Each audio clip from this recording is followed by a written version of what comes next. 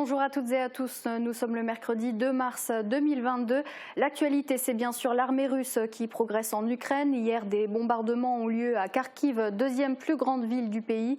Le peuple ukrainien a commencé à fuir et notamment en France. On y revient dans un instant, voici les titres du journal.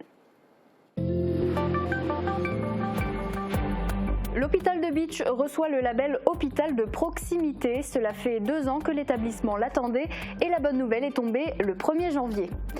Savoir réaliser les gestes de premier secours, l'antenne des secouristes de l'arrondissement de Sarreguemines était au Cora pour une journée de sensibilisation.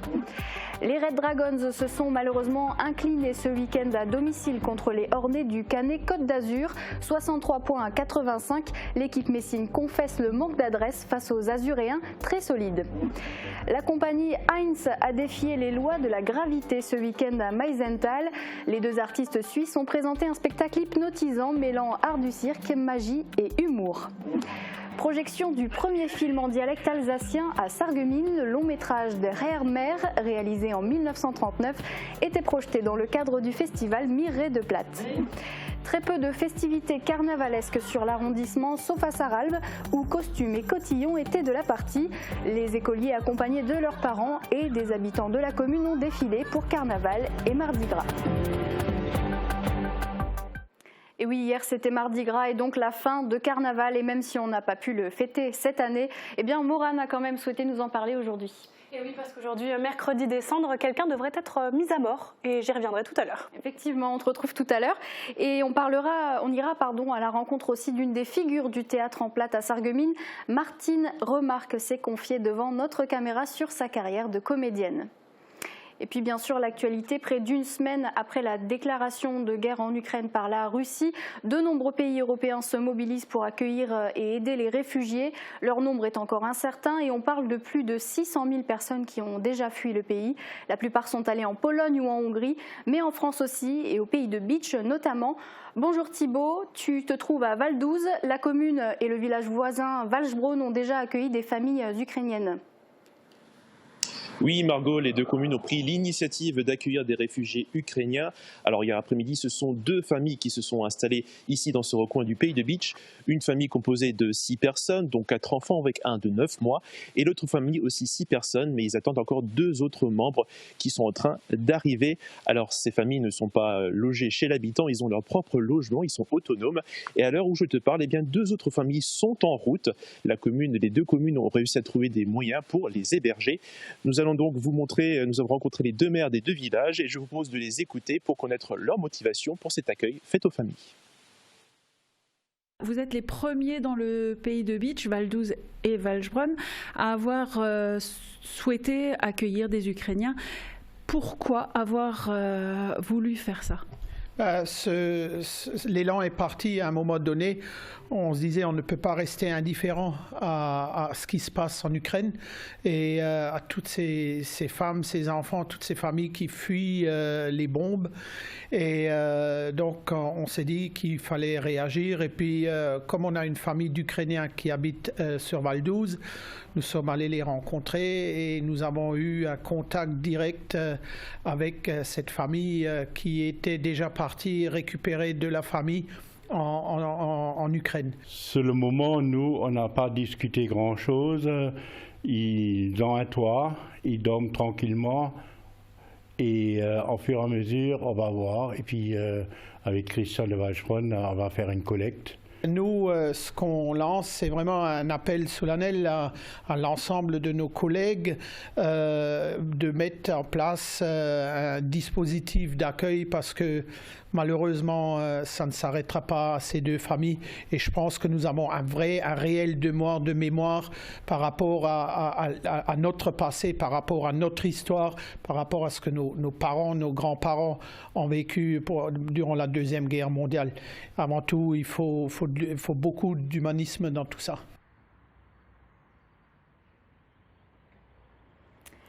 C'est officiel, depuis le 1er janvier, l'hôpital Saint-Joseph de Bitche a été labellisé hôpital de proximité, un label qui vient récompenser le travail accompli depuis de nombreuses années. L'établissement disposera de nouvelles dotations financées, une nouvelle étape dans l'histoire de l'hôpital bitchois. C'est un reportage de David Orès.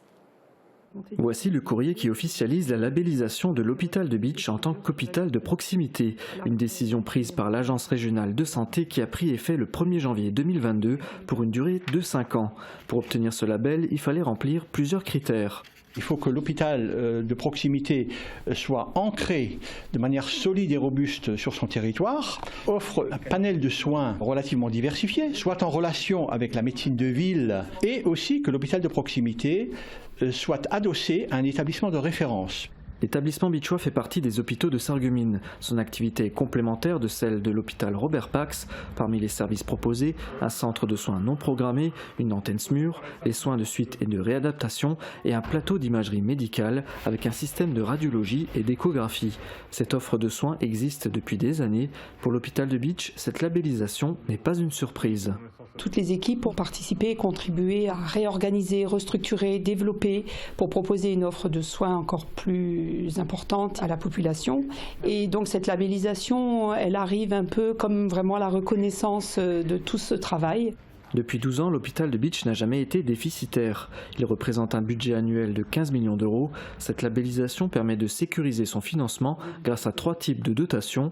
La dotation forfaitaire garantie qui couvre les variations d'activité puisque les recettes de l'hôpital dépendent du nombre d'actes réalisés. La dotation de responsabilité territoriale qui finance des missions spécifiques comme les consultations avancées de spécialité ou le plateau technique d'imagerie. Et la dotation à la qualité des soins qui dépendra d'une évaluation de l'établissement réalisée durant les 5 ans de labellisation. Pour améliorer davantage la qualité de service, les projets sont déjà envisagés. En Moselle, et y compris donc sur le territoire de Bitche, nous avons des maladies chroniques qui sont importantes, comme le diabète, comme les maladies cardiovasculaires, comme les accidents vasculaires cérébraux. C'est des aspects sur lesquels il faut mettre l'accent à la fois en éducation thérapeutique, lorsque le patient vit avec ces maladies, mais aussi en termes de prévention, c'est-à-dire pour prévenir l'aggravation de ces mêmes maladies. La labellisation fixe également plusieurs objectifs, comme l'intensification des relations avec la médecine de ville et les professionnels de santé libéraux et le développement de la télémédecine. À l'heure actuelle, l'établissement observe un manque de personnel dans certains services. Nous manquons de médecins, nous manquons de professionnels paramédicaux également, en ergothérapie, en orthophonie, pour accompagner les soins de suite et de réadaptation qui ont besoin justement dans le parcours du patient d'avoir ce type de professionnels pour bien sûr améliorer, conforter la prise en charge des patients. Grâce au label, un projet d'agrandissement du service SSR est envisagé pour passer de 30 à 40 lits. L'hôpital Saint-Joseph de Bitche fait désormais partie des 25 hôpitaux de proximité du Grand Est, au même titre que celui de Sarralbe. Et sur le plan matériel, l'hôpital Saint-Joseph a également engagé plusieurs projets. Certains vont démarrer avant l'été. Jean-Claude Kneib, directeur des hôpitaux de Sarreguemines, nous en dit davantage. L'hôpital de Bitche, même s'il est récent, bien entretenu et relativement bien équipé, a besoin quand même de 2 choses particulières. D'une part, nous avons un projet cette année en 2022 de rénovation de la cuisine. Nous avons la chance à Bitche d'avoir une cuisine autonome qui conçoit et qui fabrique les repas le matin pour midi, l'après-midi pour le soir, donc c'est ce qu'on appelle une liaison chaude. Donc ça c'est des travaux importants à la fois pour des équipements et de la climatisation. Et puis également un projet qui est un projet quasiment permanent, c'est de renouveler et d'améliorer les mobiliers de chambre pour l'ensemble des patients et des résidents qui sont dans l'établissement. Ce samedi après-midi, une réunion d'information a été menée par l'unité opérationnelle de Schweyen. Le but, attirer du monde pour remplir les rangs des sapeurs-pompiers volontaires. Une nécessité pour assurer un service d'urgence de proximité. Le centre de Schweyen compte actuellement 13 sapeurs-pompiers volontaires qui couvrent la commune mais aussi les environs. Alors si vous avez entre 16 et 55 ans, vous pouvez contacter directement l'unité opérationnelle de Schweyen, mais aussi celle de Lutzwiller, Breidenbach et Roblin, ou vous rendre directement sur place pour plus d'informations. Et à l'occasion de la journée mondiale de la protection civile, l'antenne de Sarreguemines était présente au Cora pour sensibiliser les personnes aux premiers secours, une action qui leur a permis de se faire connaître, mais également de recruter des bénévoles qu'ils peinaient à trouver. Un reportage de Christelle Reviaco. Savoir faire un massage cardiaque ou mettre une personne en position latérale de sécurité, ça peut sauver des vies. Pourtant, ces gestes ne sont pas ou peu connus de tous. C'est pourquoi, à l'occasion de la journée mondiale de la protection civile, les bénévoles de l'antenne de Sarreguemines sont venus sensibiliser les clients du Cora au premier secours. Mais pas seulement. Nous, sur l'antenne de Sarreguemines, on est 15. à savoir que les postes de secours vont recommencer puisque les manifestations elles aussi. Donc en fait on aimerait bien avoir un petit peu plus de personnes pour nous épauler parce que c'est toujours les mêmes qui vont sur le terrain. Ils ont mis à disposition tout le matériel pour faire découvrir aux clients le monde du secourisme. Défibrillateurs, mannequins ou encore simulateurs d'hémorragie. Cette journée a porté ses fruits. Une nouvelle session de formation pour les premiers secours va être organisée prochainement à Sarreguemines. Et si vous êtes intéressé pour devenir bénévole auprès de la protection civile, vous pouvez vous diriger vers le site internet qui s'affiche en bas de votre écran. Ou pas. Basket maintenant, avec une défaite nette de plus de 20 points des Red Dragons, 63 à 85. Les Hornets du Canet Côte d'Azur, premier du championnat, se sont imposés à Metz lors de ce match choc du haut de tableau. Plus adroits et plus motivés peut-être, les visiteurs ont remporté tous les cartons. Résumé de la rencontre signé Guillaume Dumonteil. Ça défend. Décidément, face au Canet, les Red Dragons n'y arrivent pas. Nouvelle confrontation entre ces deux équipes le week-end dernier et nouvelle défaite pour les Messins, 63 à 85. Sur les 3 défaites concédées cette année par les Mosellans, 2 l'ont été face aux Azuréens et contrairement au match aller, il n'y a quasiment pas eu de suspense. Les Hornets, le Canet Côte d'Azur, qui évoluait en vert, ont en effet remporté tous les cartons. À la fin des 10 premières minutes, le score était de 13 à 20, 29-40 à la mi-temps, 45-65 à la fin du 3e quart et à la fin du match, 63 à 85. Outre la taille des joueurs de l'équipe adverse, le manque d'adresse des Messins explique cette défaite. Le Canet a peu tenté de tir à 3 points, mais a converti toutes ses tentatives, 2 sur 2, alors que les Red Dragons n'ont pas été en réussite sur leur shoot lointain, 2 sur 12. On reste sur un sport de points, un sport d'adresse à la base. Quand on n'a pas l'adresse, tout se complique. La défense se complique, la cohésion de groupe se complique, les ententes, tout se complique. Une autre lacune peut permettre d'expliquer cette défaite. Il nous a manqué peut-être de l'envie à un moment. Et le problème, c'est que face à une équipe comme le Canet, une très belle équipe, un manque d'envie de quelques minutes, voire secondes, ça sanctionne. Malgré cette défaite, les Red Dragons de Metz restent bien placés au championnat. Ils sont actuellement 4e avec un bilan largement positif de 9 victoires en 12 matchs. Leurs ambitions sont élevées cette saison. On a une équipe forte et on peut faire des choses sur le play-off. 2 rencontres importantes attendent les hommes de Julien Flotteau ces prochaines semaines. Ils iront samedi à Hyères, actuellement 5e au classement du championnat de National A Bastide Médicale. Et le 12 mars, ils accueilleront Meaux, 3e. Les Red Dragons vont devoir l'emporter. Joli. Super passe.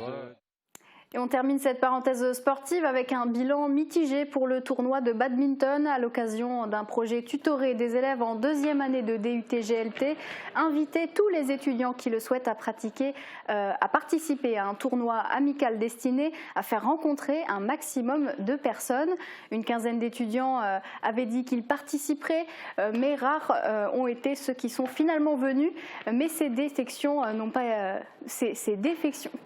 Excusez-moi, n'ont pas fait capoter l'opération. Les participants se sont bien amusés en pratiquant ce sport auquel on peut jouer quel que soit le nombre de personnes présentes. Allez, on passe à la culture à présent avec un spectacle hors du commun présenté dimanche après-midi à la Halle Verrière de Meisenthal. La salle a accueilli la compagnie Heinz, formée par Esther et Jonas, venus tout droit de Suisse. Ils ont présenté leur spectacle Zwei, mêlant acrobatie, humour et légèreté, un reportage de Morane Grandcola.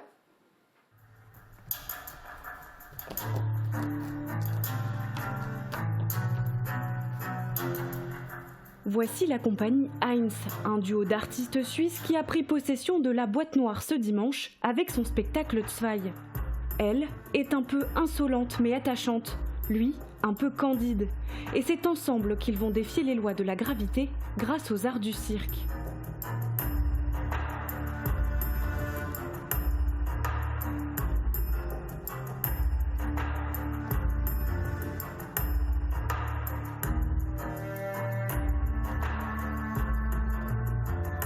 Un spectacle époustouflant qui mêle acrobatie, tours de magie et numéros de cirque, le tout sur fond de comique de situation.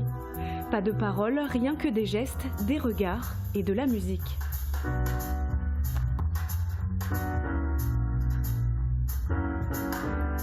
Au fur et à mesure que le spectacle avance, leur complicité se fait de plus en plus forte pour finir en apothéose. Les contraires deviennent complémentaires et la gravité n'est plus un obstacle, mais un terrain de jeu.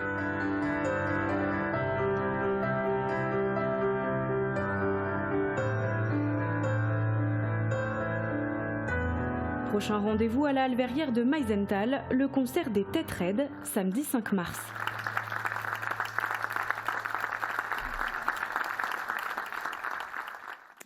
Retour dans le passé à présent, il y a 2 ans, cela aurait dû être la dernière manifestation du festival Mireille de Plate. La pandémie de Covid-19 a néanmoins bousculé les plans. Cette année, la projection du film de Heer Meer, Monsieur le maire, aura été l'un des premiers événements proposés dans le cadre du festival Mireille de Plate, édition 2022. Une manifestation organisée par les musées de Sarreguemines en partenariat avec l'association Sarreguemines Passion. Reportage.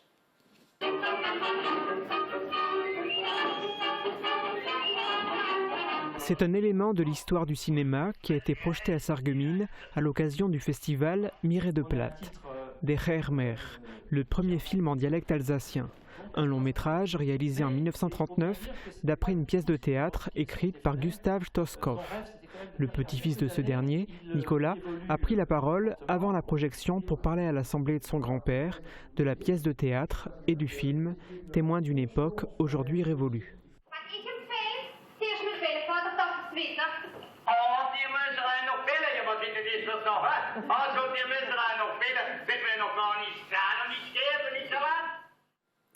Les festivités de carnaval nous ont bien manqué cette année, mais certains ont quand même choisi de célébrer. Exemple au cœur de l'EHPAD Sainte-Marie à Sarreguemines. Chants, repas festifs, animations étaient proposés sous le regard de la princesse et du prince de carnaval. Elle est centenaire et lui a 94 ans. Un couple princier qui ne sera pas resté qu'une semaine au pouvoir. L'animation a clos les festivités démarrées le 22 février dernier. Carnaval chez les seniors maintenant pour faire perdurer la tradition, mais aussi chez les plus jeunes. Alors oui, pas de char ou de grosse organisation pour un défilé traditionnel, mais à Sarralbe, une cavalcade était tout de même proposée pour Mardi Gras. Et ce sont surtout les écoliers qui ont déambulé costumés. Retour en images.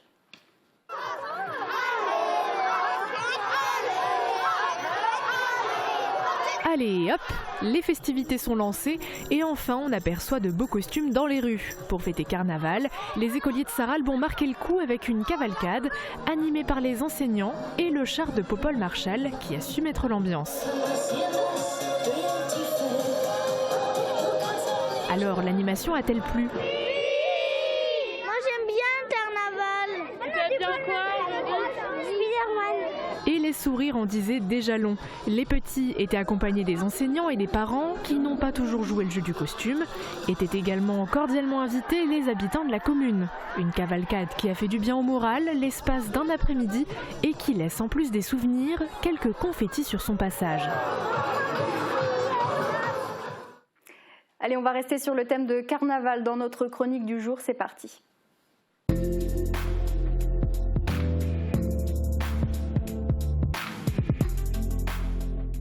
Mais avant de parler carnaval, on va bien sûr, comme chaque mercredi, donner les bons plans de sortie, Morane. Et oui, sortez vos agendas, le week-end promet d'être musical avec le concert des Têtes Raides à la Halverrière de Meisenthal ce samedi soir. Un concert rock précédé par Feus en première partie. Ouverture des portes à 20h et tarif en prévente 32 €. Tout, vous saurez tout sur le Zizi. Ces paroles vous rappellent peut-être quelqu'un. Pierre Perret débarque à la salle W de Woustviller samedi soir. L'artiste de 84 ans viendra interpréter les plus grands titres de sa carrière. C'est à 20h30, tarif 45 €. Et après la musique, on s'en va au théâtre avec la pièce Plaidoirie. La saison culturelle de Sarreguemines se poursuit donc avec ce spectacle d'Éric Théobald. Un acteur, 5 plaidoiries, 5 moments de vérité. Les grandes affaires judiciaires ne sont jamais enregistrées et les paroles s'effacent. Mais grâce au travail de reconstitution conduit par Mathieu Aron, les mots sont à nouveau prononcés. Et ce n'est autre que le grand Richard Berry qui vous fera revivre ces grands procès qui ont marqué l'histoire. C'est ce samedi soir à 20h sur la scène de l'Hôtel de Ville de Sarreguemines. Voilà Margot. Merci pour ces bonnes idées. Et tout de suite, donc, tu nous parles de carnaval encore une fois. Et oui Margot, alors vous le savez, carnaval s'est terminé hier avec le Mardi Gras et tout le monde s'est bien goinfré de beignets.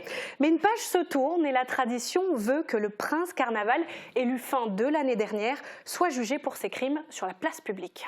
Alors non, il n'y a pas de jugement cette année. Tu suis un peu les infos, Morane? Eh bien si, justement, Margot, mais j'ai quand même envie d'en parler parce qu'il n'y a pas de raison que carnaval ne vive pas dans nos cœurs.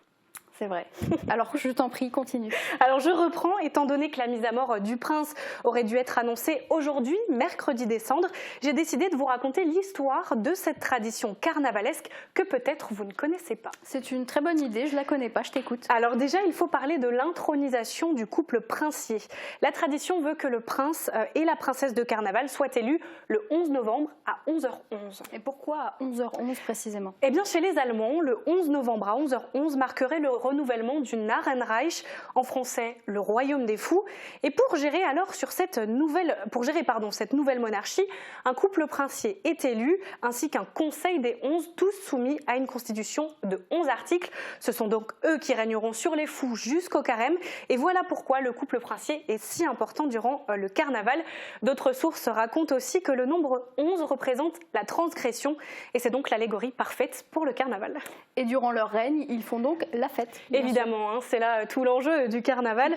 Jusqu'à Mardi Gras, les carnavaliers enchaînent les Kapensitzung et les cavalcades où ils mangent et boivent à outrance. Et je pense que c'est le bon moment pour rappeler que l'abus d'alcool est dangereux pour la santé, à consommer avec modération. Toujours bien de le rappeler, mais je sais de sources sûres que les festivités seront de courte durée parce que malheureusement, ça finit mal toujours pour le prince. Eh oui, pauvre prince, comme je le disais dans une chronique précédente, le carnaval se termine donc le jour du Mardi Gras et le jour qui suit. Donc aujourd'hui, on appelle ça le mercredi des Cendres chez les chrétiens. C'est donc le premier jour du carême qui marque la fin de tout excès jusqu'à Pâques. Jour idéal, du coup, pour le bourreau qui s'en va gaiement attraper le prince, le jeter dans une cage et le conduire à sa mort. C'est quand même terrible parce que finalement c'est fait pour s'amuser, carnaval, ouais. Et on tue le prince au final. Et oui, franchement, je comprends pas non plus, c'est horrible. En plus, le pauvre, il est pendu, brûlé et jeté dans la Sarre, quoi, zéro compassion. Et pourquoi tant de torture alors? Eh bien, en gros, durant le carnaval, le couple princier influence le peuple à faire la fête. Il le pousse à l'excès, à boire trop d'alcool, à se gaver, à festoyer à outrance sans se soucier de déranger quiconque. Alors, j'ai pas lu le code civil, mais apparemment, c'est un crime qui mérite la peine de mort. Le pauvre. Non, mais en vrai, ça va, parce que franchement, on est dans le pays des droits de l'homme et du coup, il a droit à un procès équitable. Et le prince est alors accusé de trouble à l'ordre public et il est emmené dans une cage, comme je le disais, jusqu'au tribunal du chahut public où il tentera alors de plaider sa cause accompagné de son avocat. Avocat pas très compétent, puisqu'à Sarreguemines, ça fait 66 ans que le prince meurt dans d'atroces souffrances. Paix à son âme. Et celle qui s'en sort toujours bien, c'est la princesse. Et oui, c'est clair, au départ, ils sont élus ensemble, donc elle est tout aussi coupable que lui, c'est sa partner in crime en anglais, mais elle survit toujours, alors bravo à elle. Effectivement, bravo à elle. Et en tout cas, le prince Maxime a été sauvé de justesse cette année avec la crise sanitaire. On lui souhaite une longue et heureuse vie. Oui. Merci Morane. On te retrouve la semaine prochaine et on regarde tout de suite les prévisions météo et on revient dans un instant. La rénovation de vos façades avec Modern Habitat allie esthétique et une résistance garantie à toutes les intempéries. Retrouvez votre programme avec le Crédit Mutuel, partenaire des grands événements de votre région. Une banque qui appartient à ses clients, ça change tout. Bonjour tout le monde. Aujourd'hui, le ciel sera un peu couvert, mais dès demain, on retrouve le soleil qui va briller généreusement. Malgré ça, les températures minimales restent fraîches avec -1 à -3 degrés. Les maximales remontent légèrement jusqu'à 12 à 13 degrés.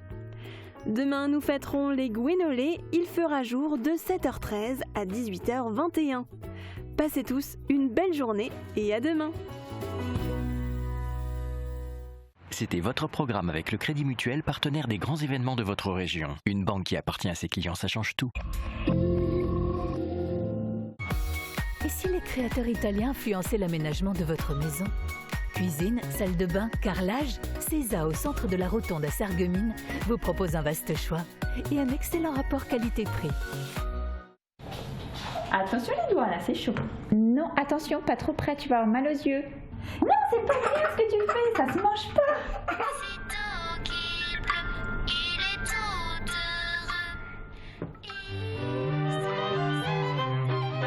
votre audition est précieuse, alors prenez-en soin dès le plus jeune âge. À l'occasion de la Journée nationale de l'audition, venez vous faire dépister gratuitement chez AVS Audition. AVS Santé, notre métier, vous accompagner. Et si vous bénéficiez de la force de votre télévision locale pour votre communication? Mosaïque Cristal, des publicités sur mesure, un ancrage local fort et une diffusion jusqu'à 32 fois par jour. Diffusez-vous pendant toute une année à partir de 150 € par mois. Contactez notre service commercial au 06 63 14 36 34.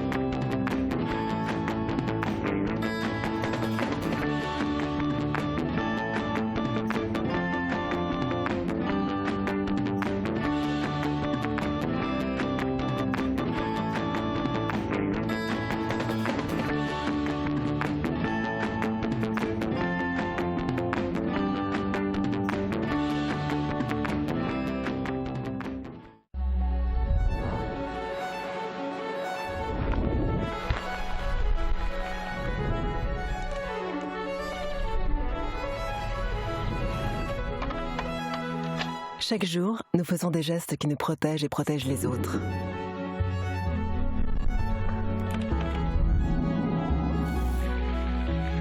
Contre le Covid-19, la grippe et les virus de l'hiver, gardons le réflexe des gestes barrières.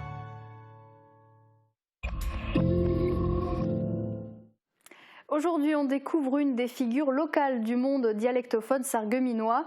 Martine Remarque nous a ouvert les portes de son univers bien marqué par la crise du Covid. Le théâtre, Thomas Drouin a rencontré la comédienne du Sarreguemina Platt Theater. Je vous laisse découvrir. Martine Remarque, voilà. Von eher mehr und jetzt in Hegeronsprach. Et oui, il n'est pas facile de résumer un personnage de la trempe de Martine Remarque, même quand c'est elle-même qui s'y colle. Heureusement, elle a accepté de se laisser suivre par une caméra de Mosaïque Cristal, histoire de la cerner un peu mieux. Si Martine Remarque est connue dans le microcosme sarregueminois, c'est tout d'abord grâce à son investissement dans le milieu dialectophone. Sur Mosaïque Cristal, elle est l'un des piliers de l'émission Café Grenze. Die Zigeuner in Alba, die sind relativ hoch da miteinander, gell? Dann sagt die erste, oh hey, die Flieh ist auf Kaschel. Das ist eine Perle, die will schon 10 Jahre ein Kind, ich bringe ein kleines Mädchen. Dann sagt die zweite, oh, ich fahre auf Sarreguemines heute. Da ist eine Familie, die würde jetzt gerne ein zweites Kind, ich bringe ihnen einen Bub. Ja, und dann sagt die dritte, oh, jetzt ist Flieh ein bisschen wieder heute. So bis mit da drum, gell? Ich fliehe ins Kloster. Ins Kloster? Also die anderen zwei, warum fliehst du ins Kloster? Ach oh je, ich schlage mich immer kaputt dort. Denn ihr müsste den Nonne ihre Käpke sehen, wenn sie mich gesehen, wie die Angst kriegen. Alors pour savoir par où commencer son portrait, c'est vers ses partenaires de plateau que nous nous sommes tournés. C'est quelqu'un qui me fait rire et pour moi ça me compte beaucoup. Elle est très très rigolote, elle est très humaine. Elle a toujours le sens de l'humour, toujours le sens de la répartie aussi. C'est quelqu'un qui a beaucoup de caractère. C'est sur les planches que la relation entre la langue régionale et Martine Remarque s'est révélée, dès 1985, avec la troupe de Joseph Alb. Quand je suis venue dans la troupe de M. Alb, il fallait que je convertisse mon plat en sarregueminois, parce qu'il ne voulait pas que je parle le Hurmingeois. Et quand je suis retournée à Hurmingen, il fallait de nouveau enlever le sarregueminois, il fallait parler en alsacien. Et après, on a recréé la troupe à Sarreguemines, le Sarreguemina Platt Theater. Il fallait de nouveau changer en plate lorrain. Naturellement, je passe souvent de l'un à l'autre sans m'en rendre compte, mais c'est pas gênant. Cette aventure théâtrale qu'elle poursuit aujourd'hui avec le Sarregueminer Platttheater, elle a la chance de la vivre avec son mari Armand, avec qui elle partage aussi l'écriture de sketchs pour le carnaval de Sarreguemines. Là, il faudrait qu'on trouve une blague là. On peut mettre la blague, un gendarme c'est lire et l'autre c'est écrire. C'est pour carnaval, hein. Bon, les gendarmes ils comprennent, hein. L'ambiance du carnaval me plaît. Bon, j'aime faire la fête, j'aime rire et j'aime faire rire. Et je préfère participer plutôt que d'être assise dans la salle. Théâtre et carnaval, deux activités qu'il a fallu mettre en pause avec la pandémie de Covid-19. Ce qui va me peser pour la reprise, ce sont les répétitions. Parce que là, maintenant, on a pris un rythme sans répétition. Et c'est vrai que ça prend beaucoup d'énergie, les répétitions. Elle n'est pourtant pas restée sans rien faire ces dernières années. Infirmière à la retraite, elle s'est portée volontaire pour travailler au centre de vaccination de Sarreguemines. Quand j'ai entendu que peut-être il y aurait un centre de vaccination à Sarreguemines, je me suis portée volontaire parce que je voulais apporter quelque chose. Je me suis dit, je ne vais pas rester là inactive et je voulais apporter ma pierre à l'édifice, comme on dit, quoi. Et au début, on avait quand même beaucoup de personnes âgées et beaucoup me reconnaissaient et disaient « Ah, mais c'est la dame du théâtre, c'est la dame des Capécés de Saume ». Et quand je leur répondais, donc ils le disaient en plate, quand je leur répondais en plate, ils étaient un petit peu rassurés, sécurisés. Comme par exemple, je leur disais pour prendre la température, monsieur, enlevez la Schneebekappe et puis rigolez déjà. Voilà. Vous n'avez pas besoin de ça? Non, vous avez tout bien rempli. Attendez, prends la température, hein. Fibre. Ironiquement, c'est dans la même salle où le Sarregueminer Platttheater répète habituellement qu'elle a participé à l'effort sanitaire. Ça m'a rassuré aussi parce que j'ai l'habitude de cette salle, comme on répète depuis des années ici, au CHS, au centre social. Et donc ça m'a, je suis en territoire connu, de toute façon là, j'ai l'habitude des lieux. Avec le retour petit à petit à une situation sanitaire plus normale, la reprise de ces activités culturelles se profile.